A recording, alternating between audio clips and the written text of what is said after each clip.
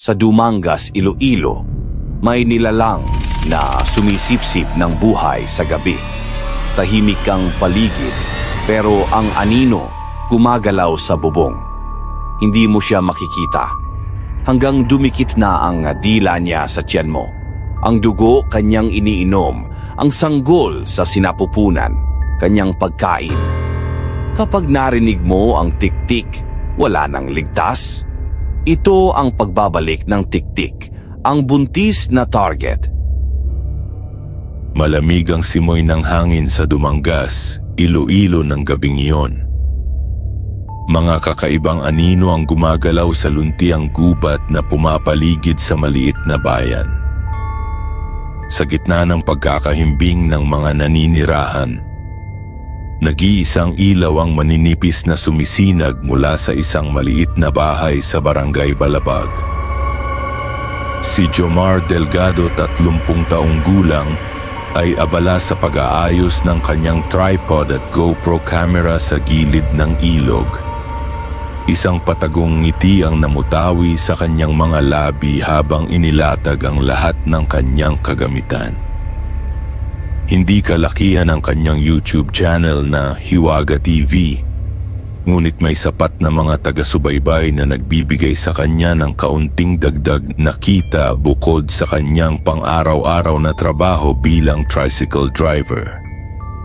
Ang kanyang espesyalidad, mga kwento ng kababalaghan at aswang sa Dumangas. Testing!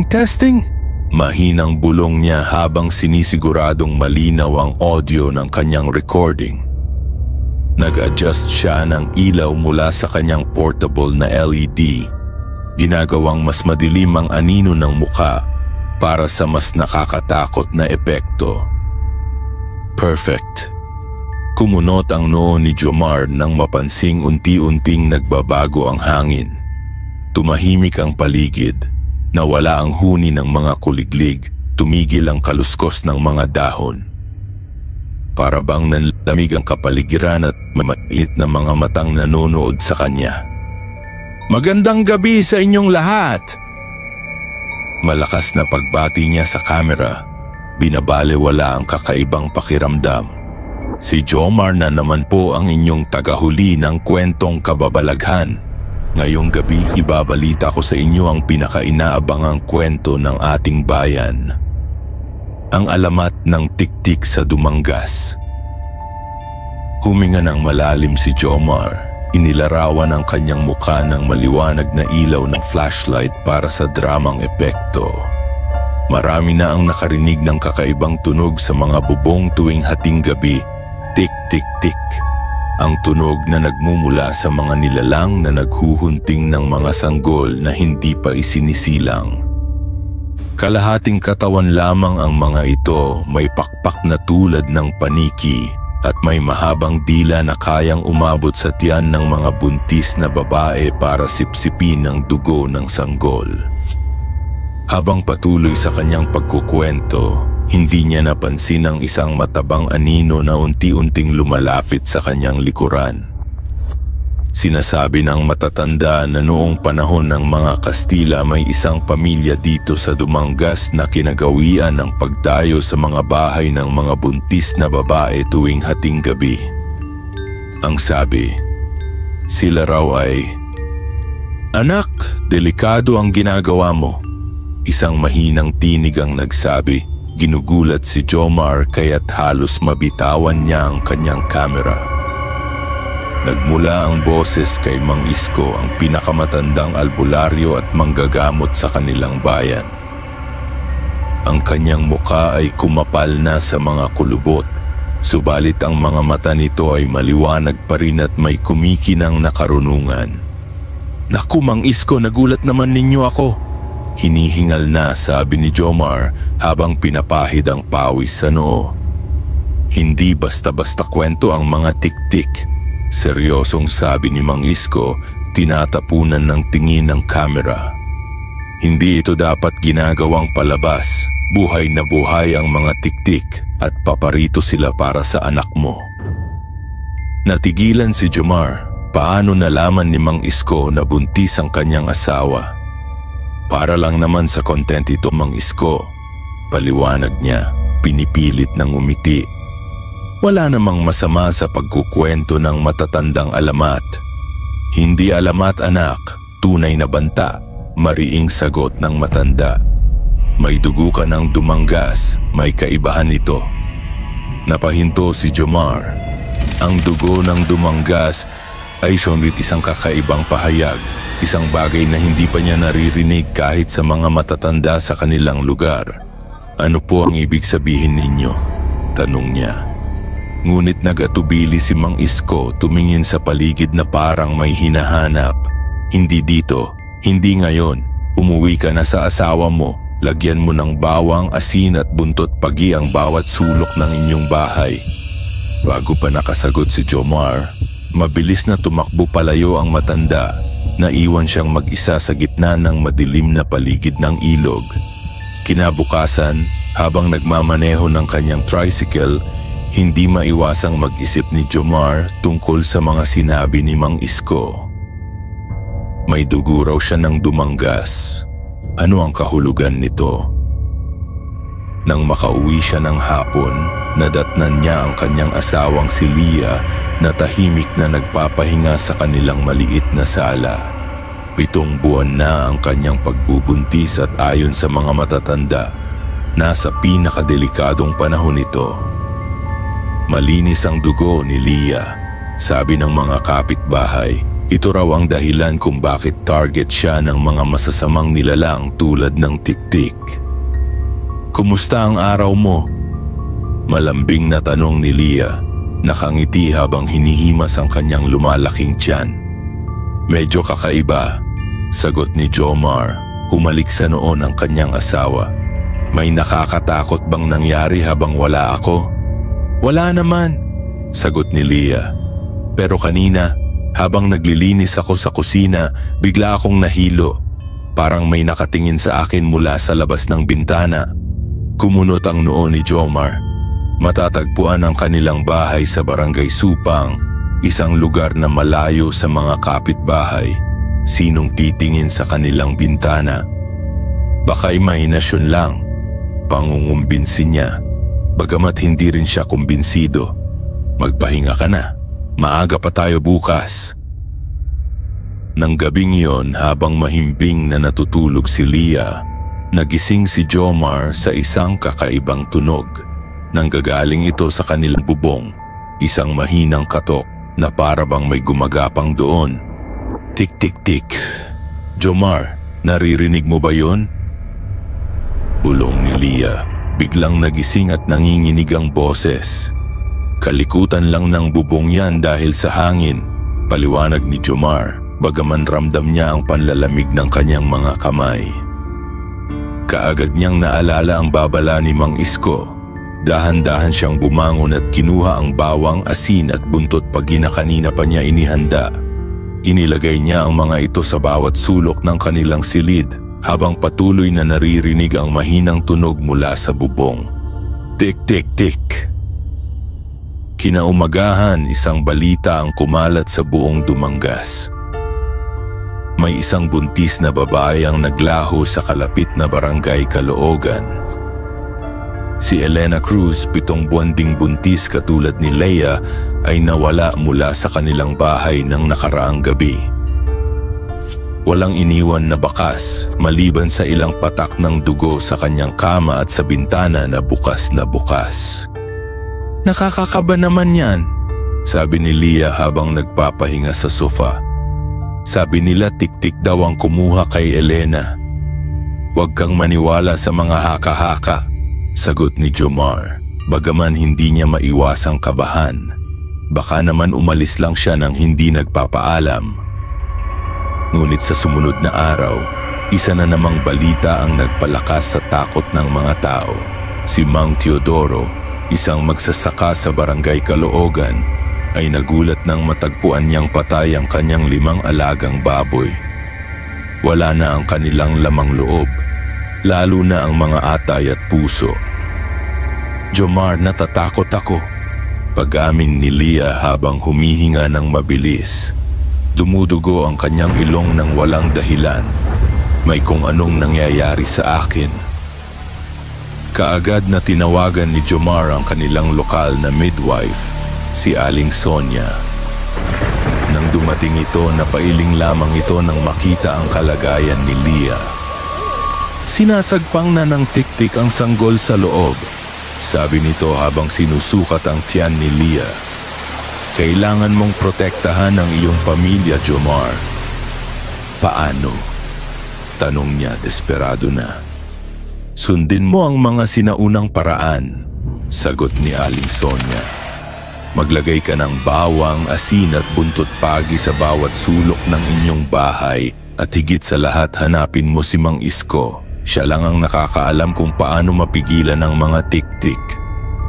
Pagkaalis ni Aling Sonia, walang pag-aalinlangan, naglagay si Jomar ng bawang, asin at buntot pagi sa bawat sulok ng kanilang bahay. Sinabi niya kay Leah na magpahinga muna habang siya ay aalis ng saglit para hanapin si Mang Isko. Subalit bago pa siya makalabas ng bahay, napansin niya ang isang sulat na nakasingit sa ilalim ng kanilang pinto. Isang maliit na papel na may nakasulat, "Ang dugo ng dumanggas ay hindi maitatanggi. Darating kami para sa inyo at sa anak mo." Nanlamig si Jomar. Hindi na niya kailangang magduda. Totoo nga ang banta ng tik-tik. Sa kanyang paghahanap kay Mang Isko, nakarating si Jomar sa isang maliit na kubo sa pinakagilid ng barangay Balabag. Dito umano nakatira ang matandang albularyo. Habang papalapit siya, napansin niya ang mga kakaibang bagay na nakasabit sa bubong ng kubo.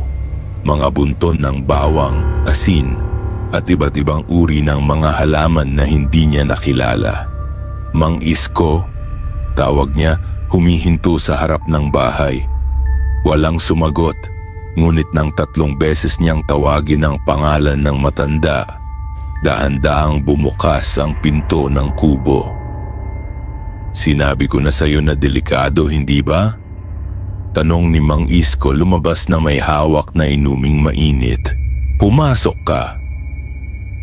Sa loob ng kubo, nadatnan ni Jomar ang mga kakaibang agimat at gamot na nakakalat sa buong paligid. May mga nakasabit na patay na ahas, mga bote ng kakaibang likido, at isang malaking altar na may estatwa ng isang babaeng santo na hindi niya nakilala. "Bakit ako nandito, Mang Isko?" Tanong ni Jomar. Hindi may pagkasya ang sarili sa maliit na espasyo ng kubo. "Dahil nanganganib ang iyong pamilya," sagot ng matanda, umupo sa isang maliit na bangko. "Ang tik-tik ay hindi basta nilalang na maaaring iwasan. May koneksyon ito sa iyo, sa dugo mo." "Ano ang ibig sabihin ninyo?" Tanong ni Jomar, nalilito. Huminga ng malalim si Mang Isko. "Ang lolo mo, si Don Ignacio Delgado, ay hindi lang isang mayamang Panginoong may lupa. Siya ang pinuno ng mga tik-tik sa Dumangas noong panahon niya. Ang mga tik-tik ay hindi lamang mga nilalang na kumakain ng sanggol. Sila ay mga tao rin, mga taong napili ng kadiliman." Natahimik si Jomar, sinisikap na intindihin ang bigla-biglang revelasyon. "Hindi ko kilala ang lolo ko," sagot niya. "Namatay siya bago pa ako ipinanganak." "Hindi siya namatay," sagot ni Mang Isko, uminom ng kanyang inumin. "Nagpanggap lang siyang namatay. Hanggang ngayon buhay pa rin siya, nagtatago sa mga gubat ng salakay at ngayon hinahanap ka niya." "Bakit ako?" "Dahil ikaw ang susunod na tagapagmana ng mga tik-tik," mariing sagot ni Mang Isko. "Ang iyong anak ang magiging bagong dugo, ang bagong simula ng lahi ng mga tik-tik sa Dumangas." Hindi makapaniwala si Jomar sa kanyang naririnig. Paano magiging posible na ang kanyang pamilya na palaging namuhay ng mapayapa ay may koneksyon sa mga nilalang na kumakain ng mga sanggol? Nagmamadali siyang tumayo, tinatanggihan ang lahat ng sinabi ng matanda. "Hindi ko tinatanggap yan," sabi niya, galit at takot na magkahalo. "Ang aking anak ay hindi magiging bahagi ng anumang kadiliman. Hindi mo maiiwasan ang iyong kapalaran, Jomar. Babala ni Mang Isko. Ngunit may paraan upang mabago ito. May paraan upang malampasan ang sumpa ng iyong pamilya. Ano yon? Kailangan mong harapin ang iyong lolo. Kailangan mong patayin siya at ang lahat ng mga tiktik sa Dumangas. Kinaumagahan, nagising si Jomar sa isang napakasakit na sigaw ni Leah. Kaagad siyang tumayo at nakita niya ang kanyang asawa na nakabaluktot sa kama. Dumudugo ang ilong at may malaking sugat sa kanyang tiyan. "Jomar!" Sigaw niya, hawak ang kanyang tiyan. "May sumusundot sa loob. Sumasabit ito sa aming anak." Walang pag-aalinlangang kinarga ni Jomar si Leah at nagmamadaling lumabas ng bahay patungo sa pinakamalapit na ospital. Ngunit pagkalabas nila, isang kakaibang tanawin ang sumalubong sa kanila. Sa bubong ng kanilang bahay may bakas ng matutulis na kuko at tumulong dugo. Habang daladala niya si Leah patungo sa kanyang tricycle, tumunog ang kanyang telepono. Isang di kilalang numero ang nagpadala ng video. Isang nilalang na gumagapang sa bubong ng kanilang bahay. Kalahating katawan lamang, may pakpak na parang sa paniki at isang dila na matulis at mahaba. 2 araw na ang nakalilipas mula nang dalhin ni Jomar si Leah sa ospital. Matatag na siya ngayon bagaman hindi pa rin mapaliwanag ng mga doktor kung ano ang nangyari sa kanya. Ang sugat sa kanyang tiyan ay hindi na nakikita, na para bang nawala ito ng kusa, ngunit patuloy pa rin ang panghihina niya at ang paminsan-minsang pagdugo ng kanyang ilong. "Kailangan mo nang umuwi, Jomar," sabi ng doktor. "Kailangan ng pahinga ni Leah at higit sa lahat kailangan niyo ng kapayapaan." Ngunit alam ni Jomar na walang kapayapaan ang darating habang hindi niya hinaharap ang tunay na dahilan ng kanilang problema. Kailangan niyang hanapin si Mang Isko at alamin ang buong katotohanan tungkol sa kanyang lolo. Sa pag-uwi nila sa kanilang tahanan, napansin ni Jomar na may mga bagong ritual na isinasagawa ang mga kapitbahay. Mga bawang at asin ang nakasabit sa bawat pintuan. At ang mga buntis na babae ay hindi pinapayagang lumabas ng bahay pagkatapos ng takip silim. "Natatakot ako, Jomar," pag-amin ni Leah habang humihinga ng mabilis kahit na nasa loob na sila ng bahay. "Alam kong may kakaiba sa ating anak. Nararamdaman ko siya. Parang ano?" Tanong ni Jomar. Hawak ang kamay ng asawa. "Parang may ibang buhay sa loob ko. Hindi lang ang ating anak, kundi may iba pa." Hindi alam ni Jomar kung paano niya papayapain ang asawa. Sa halip, kinuha niya ang kanyang cellphone at tinawagan ang numero ni Mang Isko na ibinigay nito sa kanya noong huli silang nagkita. "Mang Isko, kailangan ko ng tulong. Parang mas lumalala ang kalagayan ni Leah." "Hindi ka makikinig," ang sagot ng matanda sa kabilang linya. "Sinabi ko na sa iyo kung ano ang kailangan mong gawin." "Hindi ko kayang gawin iyon," sigaw ni Jomar, desperado. "Hindi ko alam kung paano hahanapin ang aking lolo o kung paano ko siya papatayin." "Makinig ka, Jomar," mahinang sabi ni Mang Isko. "Mamayang hating gabi, may darating na tiktik sa inyong bahay. Huwag mong pipigilan. Hayaan mo siyang pumasok. Sundan mo ito pabalik sa kanilang pugad sa gubat ng salakay. Doon mo makikita ang iyong lolo. Kailangan mong magdala ng sibat na pinahiran ng langis ng niyog at abo ng lumang santo. Ito lang ang tanging sandata na makakapatay sa kanya." "Paano ko makakamit ang mga ito?" "Pumunta ka sa sementeryo ng Dumangas. Hanapin mo ang puntod ni Santa Clara. Sa ilalim nito may nakabaon na kahong bakal. Doon mo makikita ang sibat at ang langis. Ang abo ay maaari mong kunin mula sa lumang simbahan sa gitna ng bayan. May estatwa doon ni Santo Tomas na nasunog noong panahon ng mga Kastila. Pagkababa ng telepono, kaagad na inihanda ni Jomar ang kanyang sarili.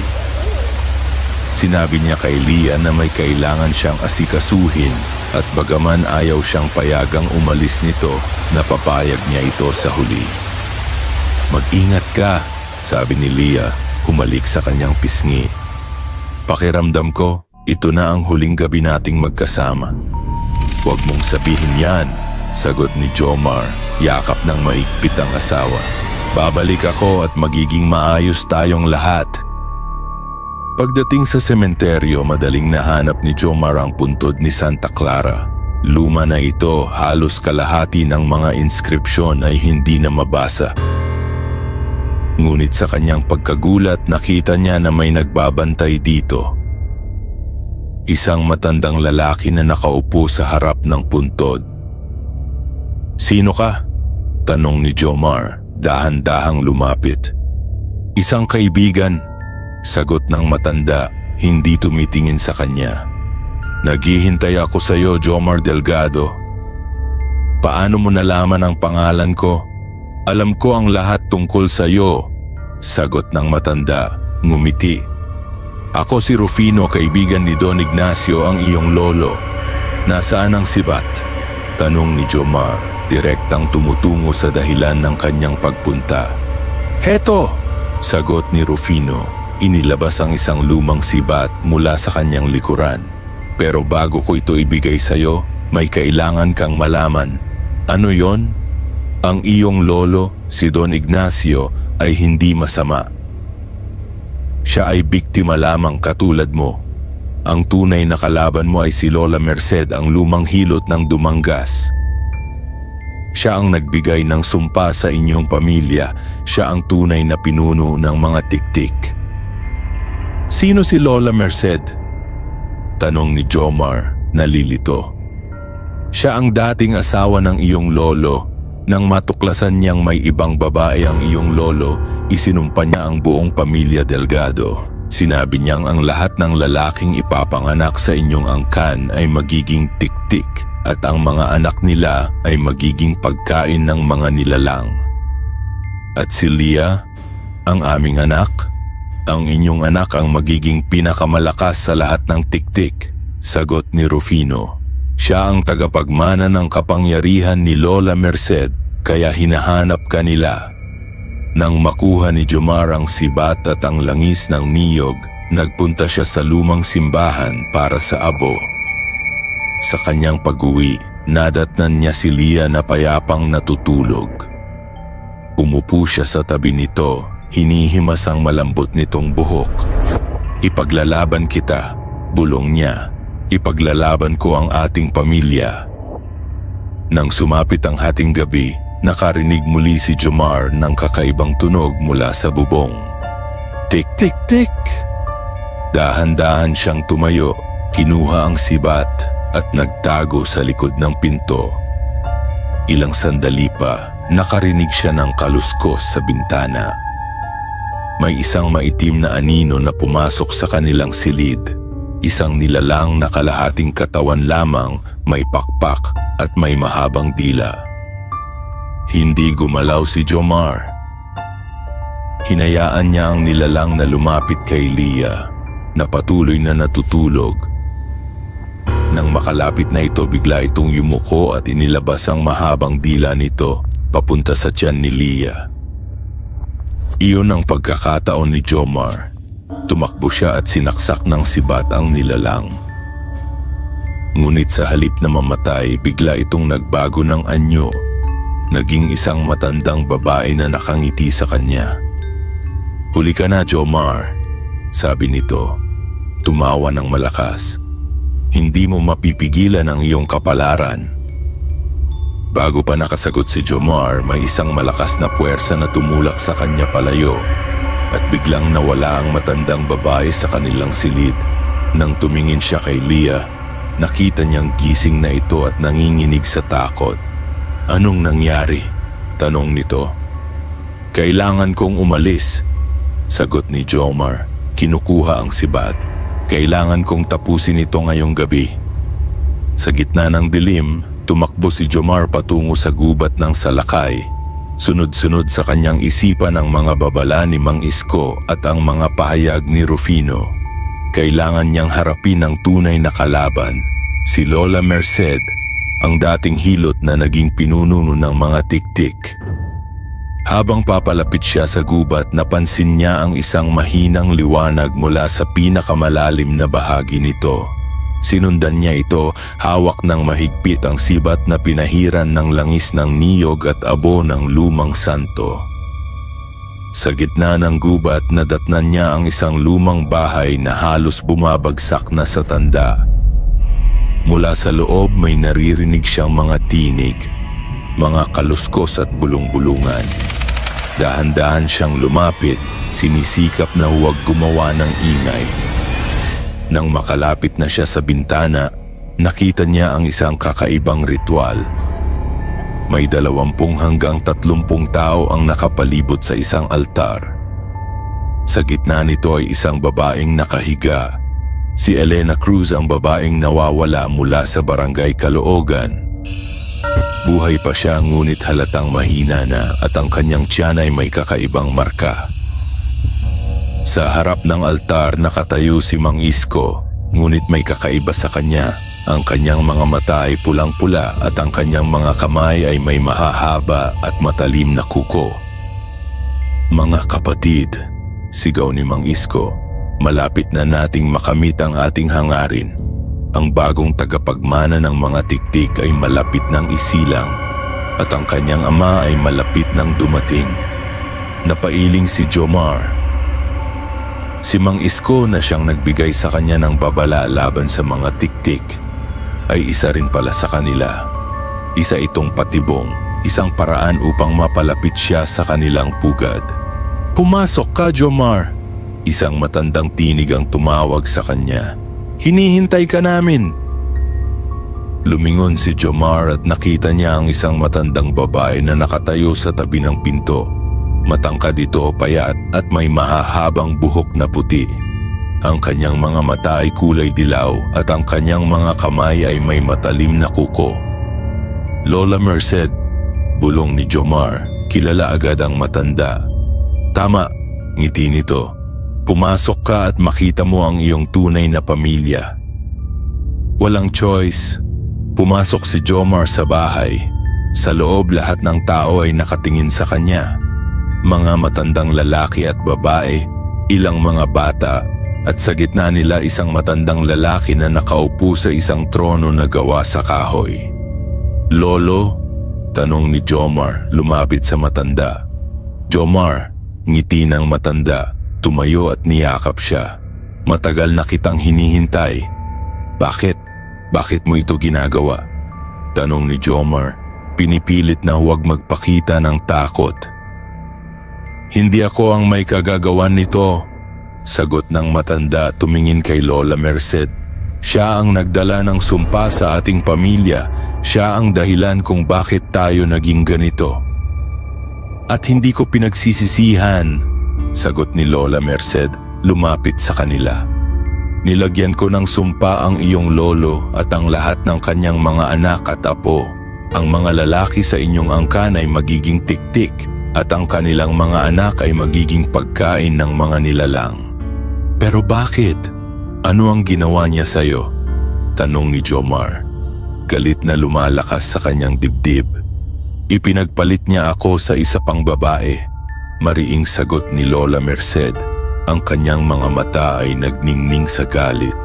"Ipinagpalit niya ako para kay Aurora, ang iyong lola.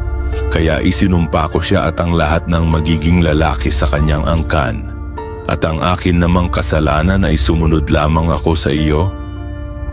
tanong ni Jomar, hindi makapaniwala. "Bakit ako? Bakit ang anak ko?"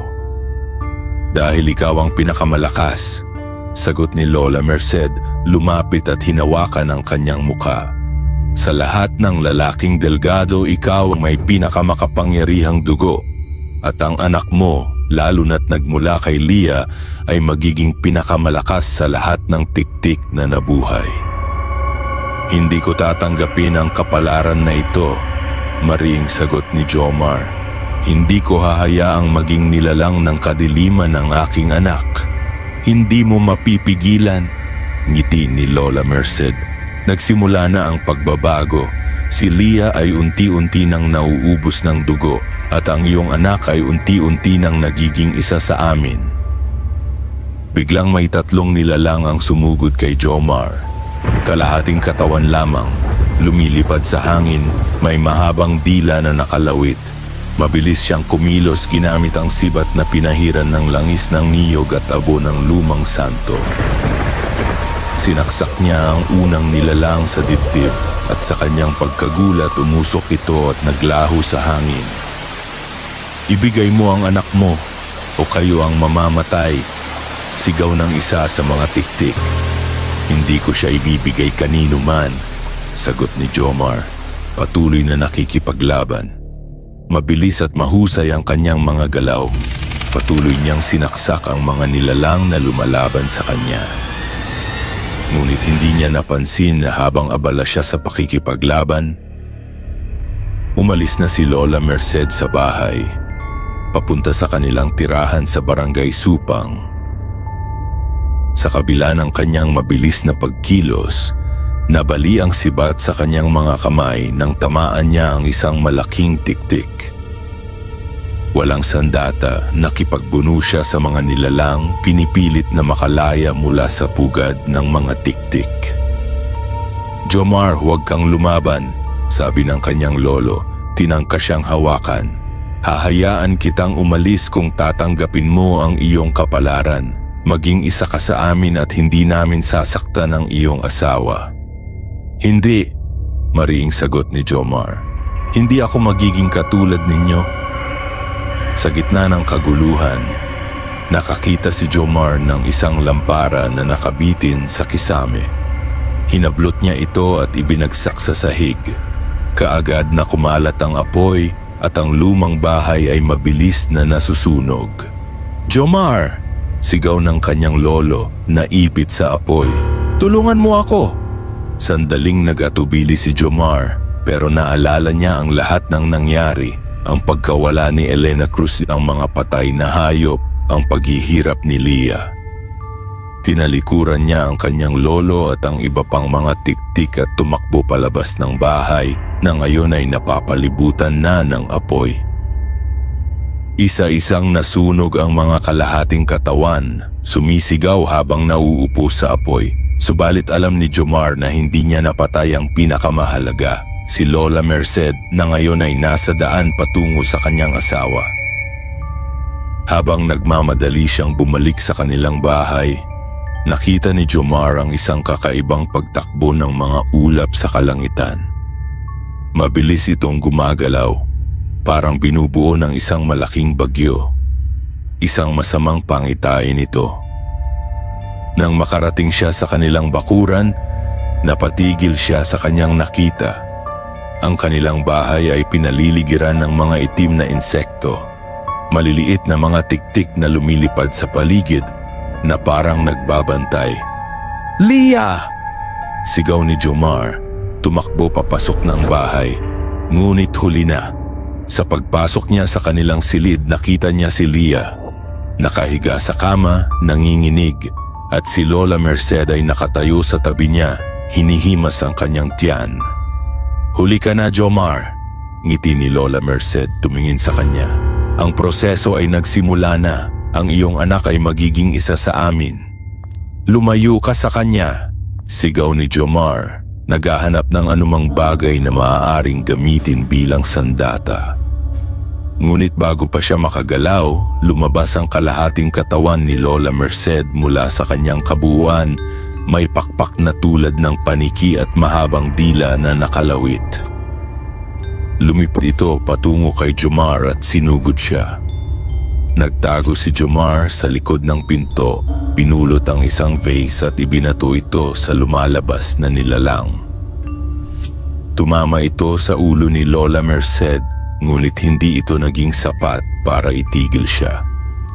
Hindi mo maiintindihan, sabi ni Lola Merced habang palapit ng palapit. Ang maging tiktik ay isang regalo, hindi isang sumpa. Walang katapusang buhay, walang hanggang kapangyarihan. Tanggapin mo na, Jomar. Ikaw at ang iyong anak ay kabilang sa amin. Hindi kailanman, sigaw ni Jomar. Sa isang mabilis na kilos, hinablot niya ang kandelero sa kanilang altar at sinaksak si Lola Merced sa dibdib. Hindi ito nakapatay, ngunit sapat para mabitawan niya ang kanyang kapit kay Leah. Jomar, mahina at nangihinang tawag ni Leah. Anak natin, protektahan mo siya. Hindi kita iiwan, sagot ni Jomar. Lumapit sa asawa at hinahawakan ng kanyang kamay. Hindi mo siya maliligtas, ngiti ni Lola Merced kahit na may dugo na sa kanyang dibdib. Ang dugo ng dumanggas ay magpapatuloy. Ang iyong anak ay magiging pinununo ng mga tiktik. Sa isang huling pagtatangka, ginamit ni Jomar ang kandelero at sinaksak muli si Lola Merced sa puso nito. Sa pagkakataong ito, umusok ang kanyang buong katawan at unti-unting nawala sa hangin kasama ang kanyang huling sigaw ng paghihingalo. Ngunit huli na para kay Leah. Sa sandaling iyon, naramdaman ni Jomar ang kanyang asawa na unti-unting nanlalamig. Ang kanyang mga mata ay unti-unting nagsasara. Leah, huwag! Iyak ni Jomar. Yakap ng mahigpit ang asawa. Mahal kita, huwag mo akong iwan. Jomar! Bulong ni Leah, hinawakan ang kanyang muka. Protektahan mo ang ating anak. Siya ang magbabago sa lahat. At sa kanyang huling hininga, namatay si Leah sa mga bisig ni Jomar. Sa kanyang pagtangis, hindi niya namalaya na ang tiyan ni Leah ay unti-unting gumagalaw. May isang maliit na kamay na lumabas at kasunod nito, isang maliit na ulo. Ang kanilang anak, isang lalaki, ay ipinanganak sa gitna ng kanyang kalungkutan. Ngunit sa halip na umiyak, tahimik ito. Ang mga mata nito ay nakatuon kay Jomar at sa kanyang pagkagulat napansin niya na ang mga mata ng sanggol ay may bahid ng dilaw. Katulad ng mga mata ni Lola Merced, kinuha niya ang bata at niyakap ito. Hindi kita pababayaan, bulong niya. Hindi ka magiging katulad nila. Ngunit habang yakap niya ang bata, napansin niya ang isang maliit na itim na marka sa likod nito. Parang maliit na pakpak ng insekto. At nang tumingin siya sa mukha ng sanggol, nakita niya na ang dila nito ay medyo matulis, parang sa tiktik. 3 araw matapos ang nakakakilabot na pangyayari, inilibing si Leah sa sementeryo ng Dumanggas. Maraming tao ang dumalo, nagdadalamhati sa pagkawala ng isang mabuting misis at kaibigan. Ngunit walang nakakaalam ng tunay na dahilan ng kanyang pagkamatay. Si Jomar, yakap-yakap ang kanyang anak habang nakaupo sa gilid ng kabaong, ay tahimik na nagdarasal. Hinihiling niya na sana ay mapayapa ang kaluluwa ni Leah at sana sa isang paraang hindi niya maintindihan ay makatulong ito sa paglaban sa sumpa na nagbabalot sa kanilang pamilya. Pagkatapos ng libing, umuwi si Jomar sa kanilang bahay kasama ang kanyang anak na pinangalanan niyang Mateo. Nang mag-isa na sila, inihiga niya ang bata sa kanyang maliit na kuna at tinitigan ito. Hindi kita papayagang maging katulad nila, bulong niya. Paglalabanan natin ito. Ngunit habang nakatitig siya sa bata, may maliit na tiktik na insekto na lumilipad sa paligid nila. Hindi nito inaatake ang bata, ngunit para bang tinatandaan nito, iniingatan. Jomar! Isang pamilyar na tinig ang tumawag sa kanya.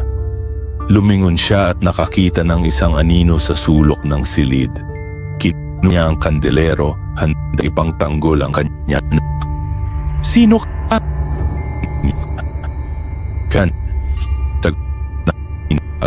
sa liwanag. Si Rufino ito ang matanda mula sa sementeryo.